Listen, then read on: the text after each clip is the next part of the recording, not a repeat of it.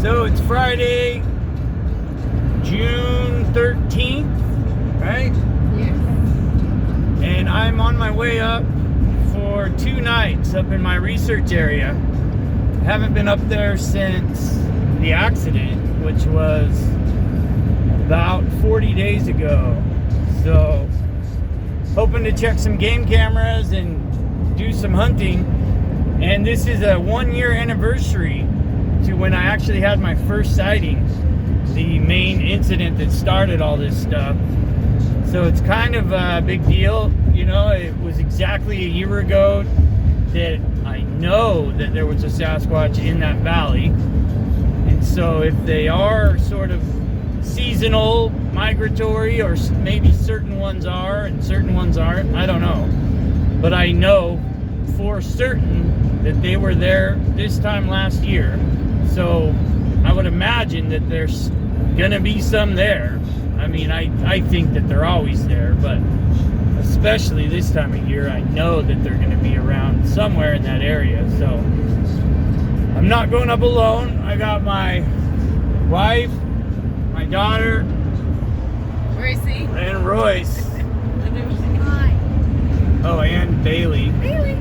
Somewhere in here. Right there. So yeah, there's 5 of us. The weather's supposed to be good, but it's looking like the weather could go south any second, so who knows how this is gonna go.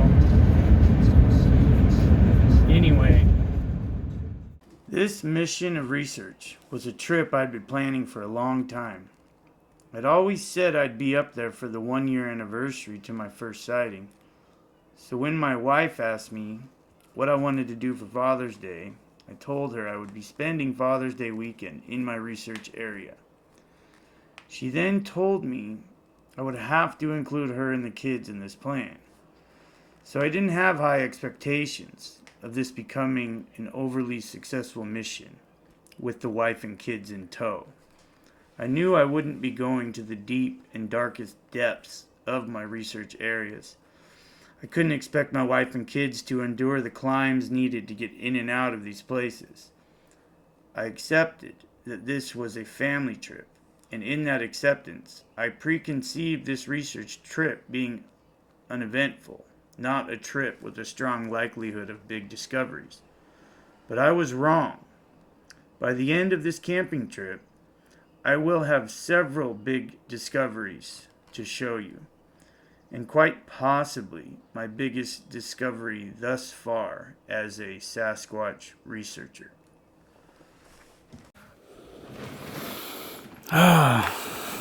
So my lights were still here. These lights were left in place from last time I was here when the accident happened. I didn't feel like bringing them down, untangling them, and I just left them.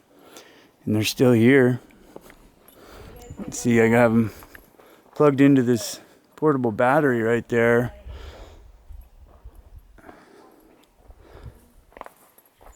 They look cool at night when it's dark. So it's getting dark. We're all set up. I just had dinner.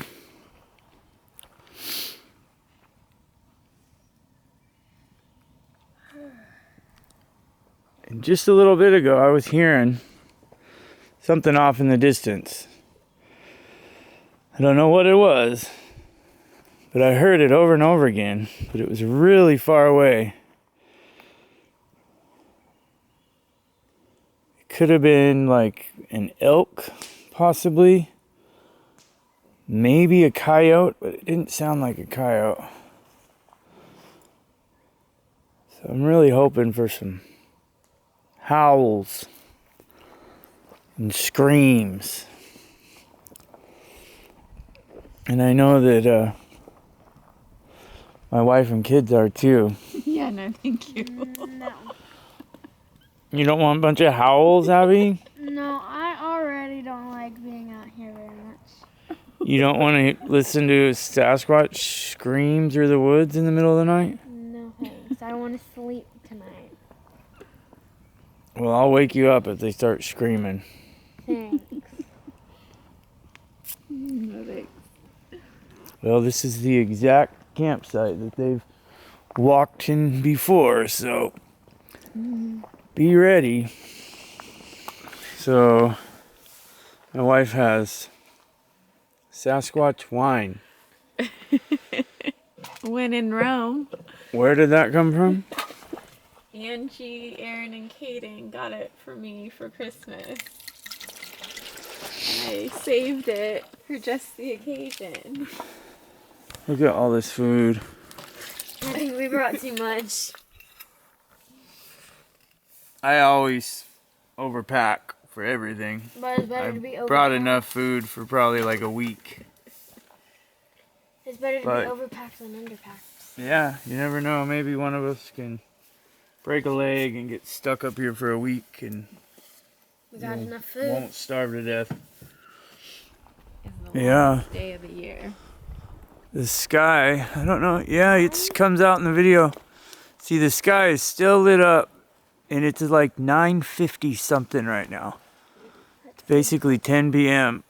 9:44. 9:44. Yeah.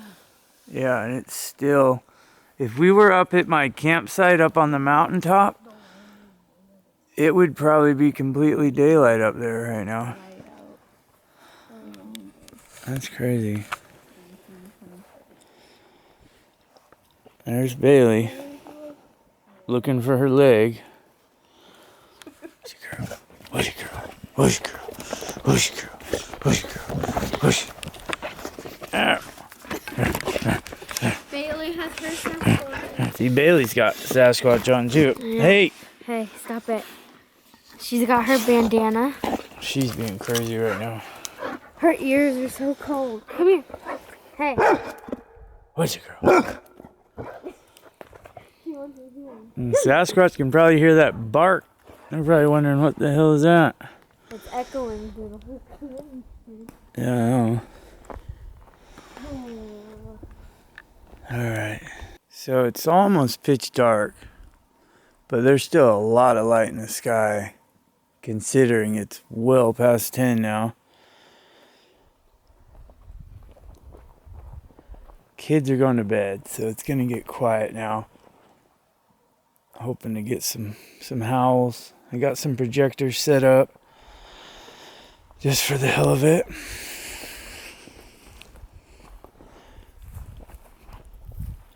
Creates kind of a weird illusion that I would think that Sasquatch would be kind of curious about. And then my last trip here, when I got in the accident, I put an apple right about here. And that apple was directly in front of that same game camera right there. And the same morning that I had a crazy vocalization blasted into my camp, the apple disappeared. But it didn't show up on the game camera. 1 second it was there, next second it was gone. So I'm just seeing if that happens again. But this time I put a skewer through 2 apples and kind of have it stuck in the ground, just holding it there. That way, you know, a bird or something can't grab it as easily. And then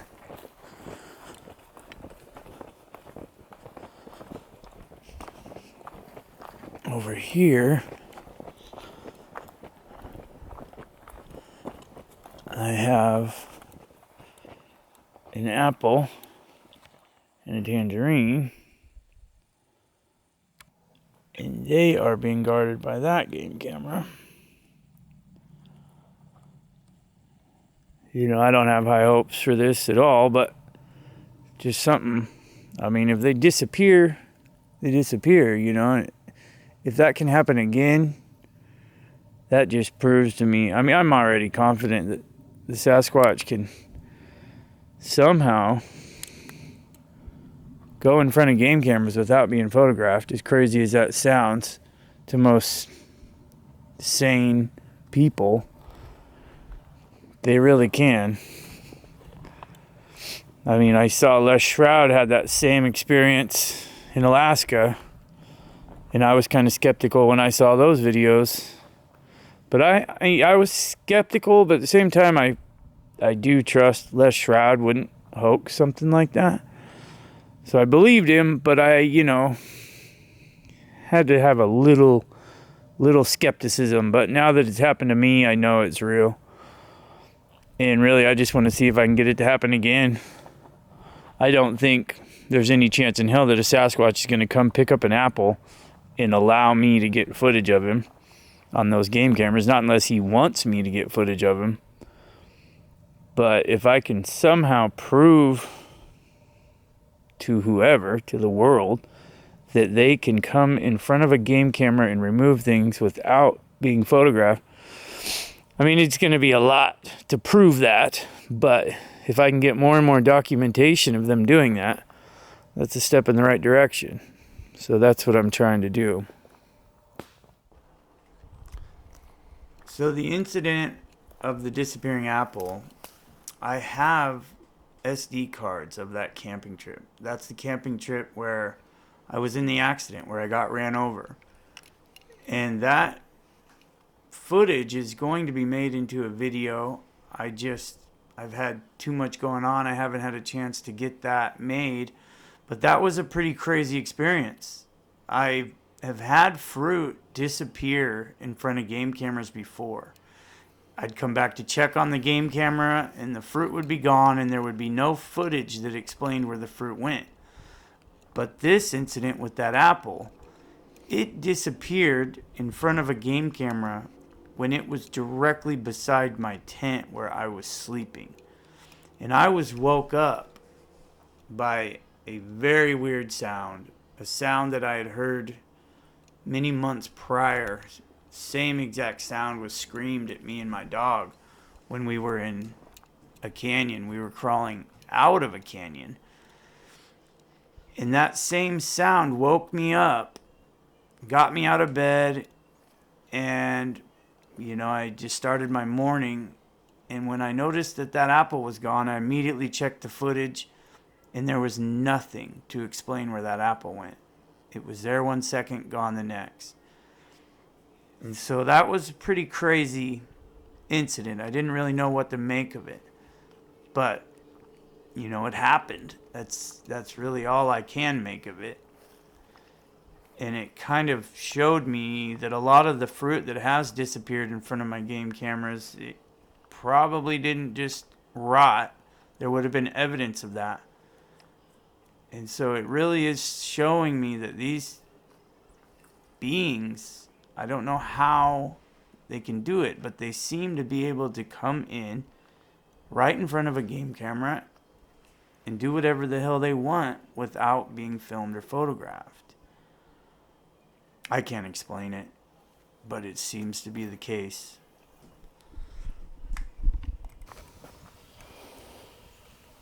How'd you sleep, Cletus?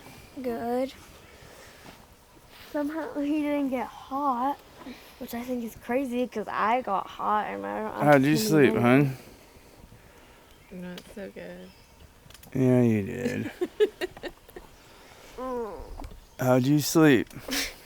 Really good. I fell asleep right away. How did Bailey sleep? Bailey, get away from me. Bailey, what are you doing in the kitchen? Get out of the kitchen. Huh? So last night, there was nothing incredibly eventful by any means. We did hear some sticks cracking and popping a little bit. And I heard howls and screams, but they were just so far away that it's hard to say what they were. But it's kind of always been that way. The first night, you don't really have anything happen. Second night tends to be a little bit more eventful. See, I walked right past this game camera. Because, see, I use tie wire instead of straps. Because straps are so visible. This game camera's been here for about a year. So the wire gets rusty. but it really, like, you can't even see that tie wire. It blends in so well. I mean, I was standing directly next to this game camera and I couldn't even see it. The big straps that come with the cameras, the straps are just way too obvious. You can always spot them. Do I like my face? Oh, I can see it.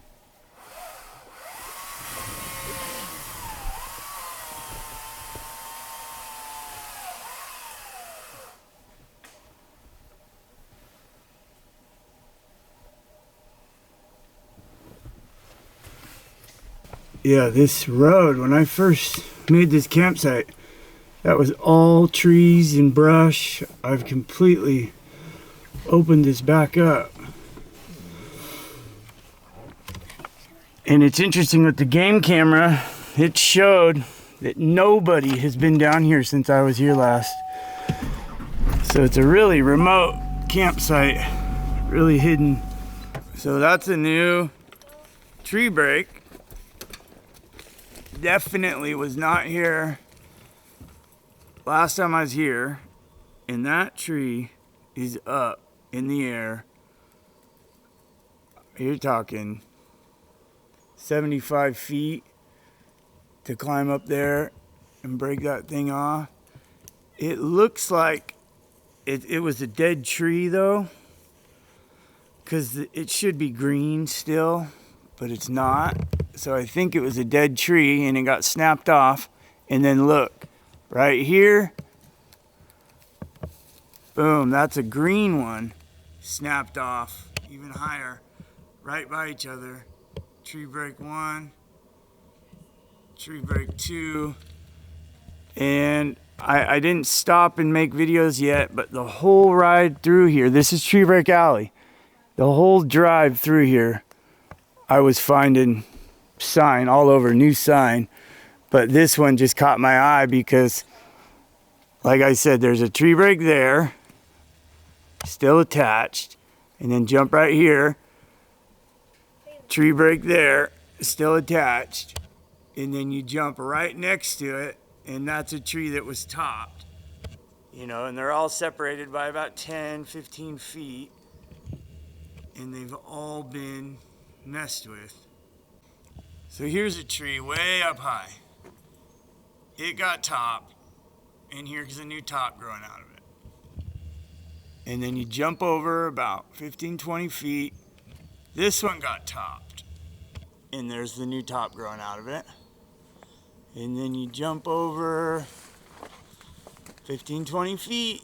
That one got topped and has a new gimpy top growing out of it.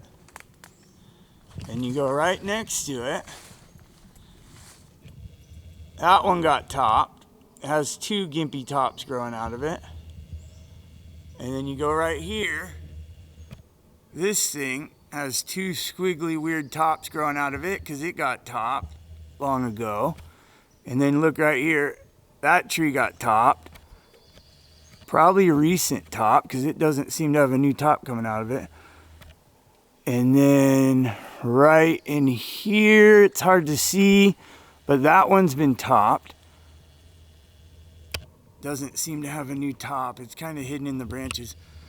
But this is just insane. Right here in this one little cluster, and these are probably all Doug fir and hemlock, a little mixture of the two, which are really strong, hardy trees. And then right here, if I can get the zoom on it, right next to this main tree, to the right of it, go up, up, up, right in there. That's a double top, because it got topped long ago. So, I mean, it just, trees do not lose their tops easily or commonly at all. But in here, they're everywhere. Something is continuously coming in here and topping all these trees. I mean, look right here, this tree, way up there too, it's topped. I mean, and there's a bunch more all around me that I can't really see for sure what the tops look like, but I mean, I bet you there's just tons more right here. I just can't see the tops because they're up so high. And I mean, these are 100-foot trees. One after another has been pruned and played with. I mean, like I can see one. If you look beyond, where's it at? Okay, look beyond that fresh break right there, way back there in the distance. That one's been topped. It's hard to make it out, but that thing got topped, and that's 130 feet in the air, and its top's been snapped off. These tree tops are the most flexible, strongest part of the tree in that regard because they're so flexible. They just want to bend and sway. They don't snap off. I mean, lightning is one of the only things that will top a tree. And in here, they're just everywhere. I could go around and make a video and count hundreds of topped trees in here. And for a doubter that doubts what I'm saying, go out in your nearest forest. Go out in your nearest park. Go look around. If you're living in the Pacific Northwest and you know where a bunch of trees are, go look at your trees. You will not find topless trees. Not unless they're sick or dead or somebody went up and topped them. I mean, it happens. Trees lose their tops, but it is so rare. Yet in here, it is everywhere. So we are in roughly the middle of Tree Break Alley, an area that's just constantly inundated with weird breaks and bends. It's really kind of like the main heart of my research area, finding so much Sasquatch sign in this area. It's just constant. I know one of these days I'm just gonna see a Sasquatch peeking around a tree, so I'm always filming. What the fuck? What is that? Honey, what is that in the road right there? Oh, how am I supposed to know what that is? I don't know. It's kind of gross. What the fuck is that? Dead animal. Here, I gotta get out.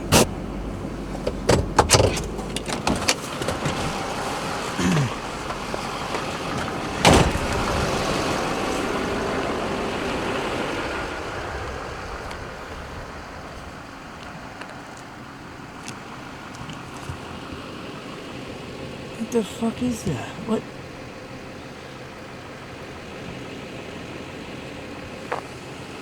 Looks like hair.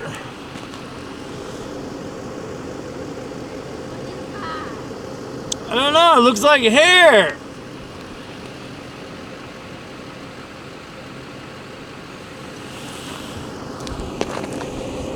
Like gray, weird hair.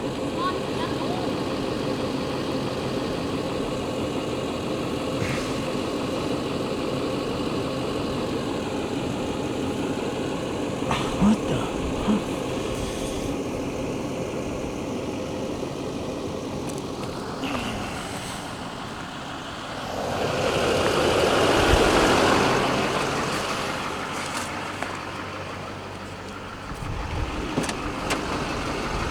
It's like, it's hair. Hair?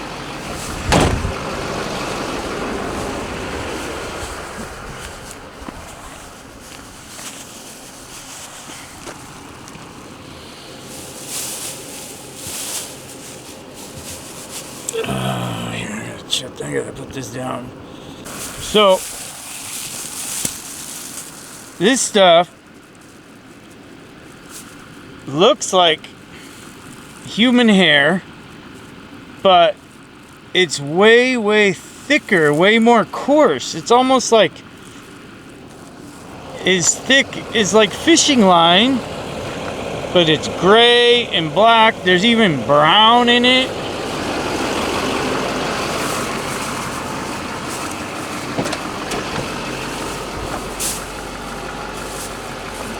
There's 3 different colors: gray, black, brown, and it's like, it looks like hair, like humanish hair, but it's as thick as like fishing line. Like, it's the weirdest freaking stuff I've ever seen. Laying in the road.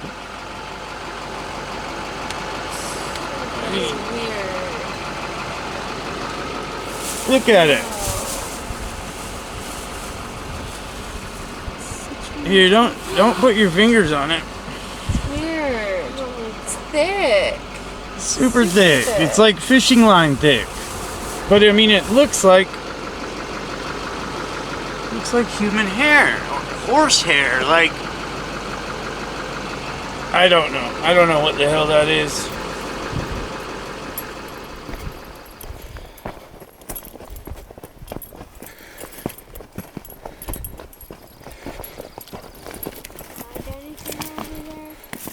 I haven't really looked yet. I've been checking over here.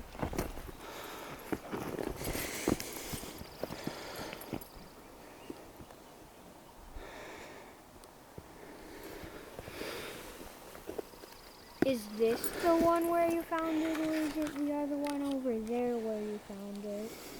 It was right down here, dude.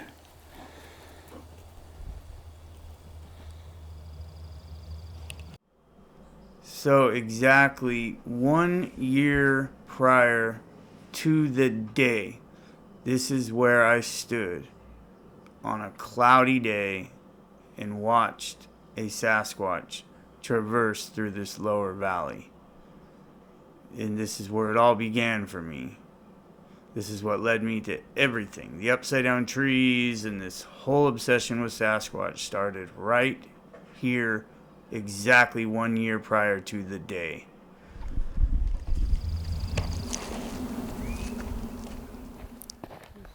Well, it's 1 year anniversary to my first sighting. So I had to come here and spot scope the whole valley.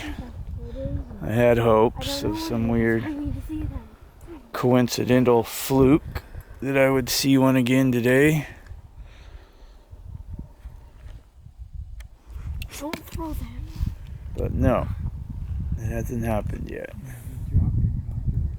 So that mission, that camping trip, goes on for another day and another night. And there's a lot of very interesting things that get discovered to come. But I wanted to end the video there to talk about the hair, because this is a big deal. Potentially a big deal. I mean, until it's tested, you know, I don't know for sure what it is. But if this is Sasquatch hair, this is potentially the largest deposit of Sasquatch hair ever found that I'm aware of. And this hair, I mean, it's very strange stuff. I went to a museum, a Sasquatch museum, and had them test it in Oregon. Not test it, but just inspect it, analyze it. The guy that looked at it was very, you know, he'd already judged me before I walked in the door. And at first he told me it was human, which I don't believe it's human. I've put all kinds of human hairs next to this, and it's 2 to 3 to 4 times the size of every human hair that I put next to it. Then he told me that it had been dyed, and then I showed him, you know, how it's like a dreadlock with different colors in it. So then he decided it hadn't been dyed. Then he told me that it was synthetic. Then his colleague looked at it, and his colleague said it's not synthetic, and I showed him that there was a root attached to one of the hairs that he thought was synthetic. So he then suggested that it was cow. He then suggested it was horse. So I don't know. I don't know what this stuff is, people.